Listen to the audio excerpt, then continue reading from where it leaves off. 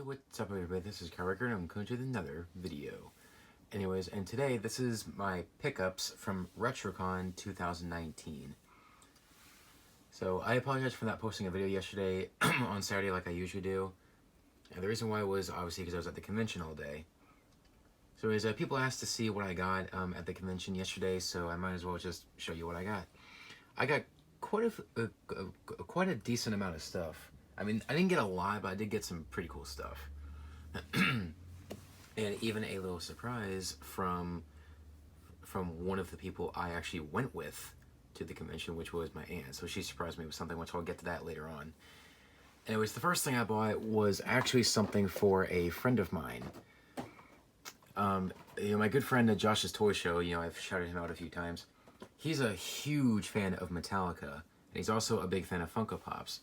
And he's been trying to track down the Metallica Funko Pops for a long time. So while I was there at the convention, I took a peek around. There's tons of Funko Pop sellers at that convention.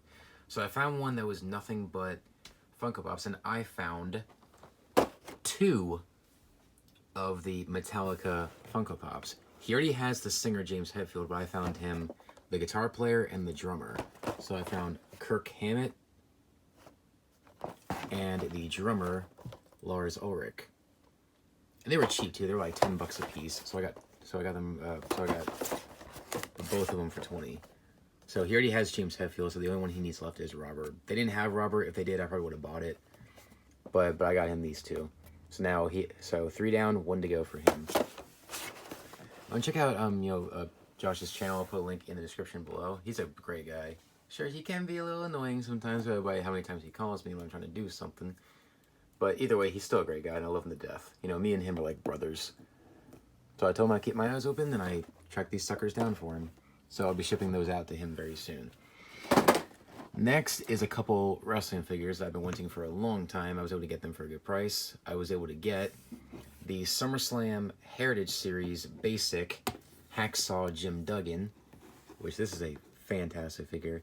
It does have a couple of paint scratches like on his torso and his back, but I know some tricks on how I can remove that. I mean, heck, I've been collecting action figures for over 20 years, ever since I was like 2 years old, so I know how to remove this stuff. And finally, the Elite Series 57 Jeff Hardy. If you saw my review of the Elite Series 57 Scotty 2 Hottie and the Elite Series 57 Ty Dillinger, if you saw my reviews of those figures, and I think I even mentioned it in my review of the Elite Series 58 Matt Hardy, you guys have known I've been trying to track this figure down for quite a while. And it's like so expensive because it's kind of rare. So I was able to find it at the convention yesterday for $25. Now, unfortunately, this was how it came. Loose just like this. No t-shirt, no art display by Rob Schamberger, and obviously it was loose. So if anybody has the art display by Rob Schamberger or the t-shirt, let me know. As much as I hate those stupid display stands they came with, I still liked the artwork by Rob Schamberger that they included. So I would actually like to have that at some point. So here's Jeff. Fantastic. I'm so happy to finally have this figure. This figure looks freaking gorgeous. Love the way it turned out. I mean, here's why I want it so bad. Not just because I'm a big Jeff Hardy fan, but I love the detail on this dragon tattoo on his back and the root system and the Hardy Boys symbol on the back of his neck, which I actually plan to actually get a very similar tattoo tattooed on my arm or something. She has the white belt, the black pants, and the black shoes.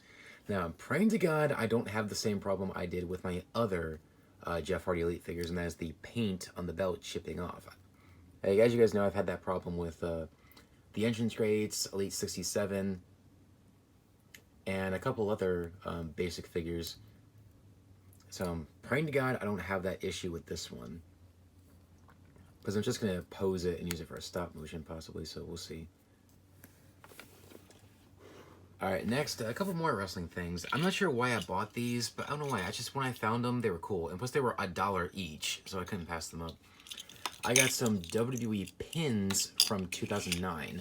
So I got Matt Hardy, Jeff Hardy, and CM Punk. Yeah, these are from like 2009. The guy also had the WrestleMania 25 pin, but I was just interested in the superstars he had, and these are the only ones he had. So these were like my 3 favorites growing up as a kid, so I had to get these. And they were like they were like $1 a piece. So I was like, you know what, why not? I forgot to mention, I got these figures for $30 for the pair. Jeff was like 25 and Hacksaw Jim Duggan was like 10. The guy originally wanted 37 for the pair, but I was able to bait him down because he proceeded to give me a quiz about WWE. And I pretty much answered all his questions correctly. And I even told him some trivia that he did not know. And most of the trivia he asked me was actually about one of my favorite wrestlers of all time, Scott Hall, aka Razor Ramon. So I told him a few things that he didn't know. So because of that, I was able to use that to my advantage, and he lowered the price on these figures for me. So I was able to get these 2 figures for $30. So that's actually not bad. 15 a piece for them, pretty good. All right, next, this was actually given away for free. They give these away at the door, and that is a RetroCon pin. As you see, it's much larger than the WWE ones. Now, this one was free, so it's pretty cool. So if you guys were wondering what convention I went to, here you go. RetroCon, it's so cool. And I go to it every year. I've been going to RetroCon since 2014, and I was not aware that they were giving out free pins, so I didn't know that. And finally, this is the big one. After I spent all my money, which I wasn't expecting to find anything else, one of the people I went with to the convention, my aunt decided, she was like, you know what, I actually want to buy you a gift, you know? So we were looking around, and I wasn't expecting to find anything else after I spent all my money, and I found something I've been wanting to get my hands on for over a decade. And even though they were a little expensive, she insisted, and she bought them for me. I got the 1977 or 1978 Kiss Mego figures from back in the day. Now, finally, I have the entire set now. I got Paul Stanley and Peter Criss. I do have the other 2. I've had the other 2 figures for years. But I was never able to get these 2 figures for a good price. So I found these, and even though they're not in the greatest shape, they're still in pretty good shape, especially Paul Stanley here. The only problem with Paul Stanley is the paint on his nose, and he has a little bit of a bald spot. And he's missing a belt around his waist and the upper boot cuffs. Peter Criss here, the original drummer, he is in a little bit tougher shape. The paint on his face, you can tell there. He's missing his armbands too. He's missing the upper part of the boots, the boot cuffs. There's like a strap around his waist he's missing. And his hair is very short because his hair is supposed to be really, really long. So I guess the person who had this cut the hair up when he was a kid. But whatever, I have my connections in the collecting community, so I can ask some people to like help me get me the tools I need to fix these and fix them up and restore them, or they can restore it for me. So I got the pair for $60. And to my Aunt Jen, if you're watching, thank you again so much for buying these. You know, for me, I've been trying to track these down for over a decade, and it was actually really generous of you to spend that kind of money on these things, because these are rare and they're 40 years old. I mean, you can buy them on eBay, but you don't find them in this good of a condition, especially Paul Stanley here. So finally, after over 11 years, I now have the entire set of the 12-inch Kiss Mego figures from 1978. Now I'll show you a group shot in a second. So I'm going to get the other 2 figures, Gene Simmons and Ace Frehley, and I'll do a group shot for you. We'll be right back. There you have it. There we go. See, I finally have the whole set of the 12-inch Mego figures from 1978. Yeah, I got Gene Simmons, Paul Stanley, Peter Criss, and Ace Frehley. And much like Peter Criss, Ace Frehley has some issues too. As you see, he's missing his armbands, his boots, and the top of his boots as well. I can point the camera down. But he's still in excellent shape. And people ask me if my Ace Frehley one's for sale all the time because it's autographed by Ace Frehley himself. So I'm so happy to finally have all 4 figures. Gene Simmons is in perfect condition. Well, near perfect. He has everything.